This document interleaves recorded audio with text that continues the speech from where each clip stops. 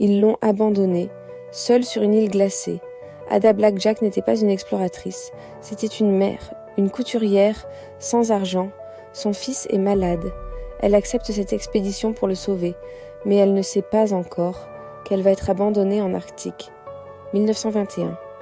Une île perdue, le froid, le silence. Puis tout bascule. Les hommes partent chercher de l'aide, ils promettent de revenir. Ils ne reviendront jamais. Ada est seule. Elle se réfugie dans une cabane glacée. Le vent hurle dehors et parfois des ours polaires rôdent. Elle n'a jamais appris à survivre. Elle a peur, même de tirer avec une arme. Mais elle n'a pas le choix. Alors elle apprend, seule, à chasser, à poser des pièges, des renards, des phoques, à garder le feu allumé, à ne pas mourir. Un jour, puis 2, puis des semaines, puis des mois. Pendant presque 2 ans, elle lutte contre le froid, la faim, la solitude. Seule, face à l'Arctique et contre toute attente, elle survit. Elle est la seule.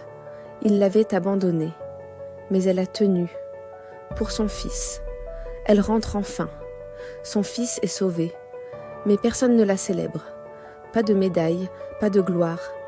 Elle retourne à une vie simple, dans l'ombre. Mais elle a gagné quelque chose de plus important. Son fils a survécu. Et au début, personne ne pensait qu'elle survivrait. Abonne-toi pour découvrir d'autres histoires vraies.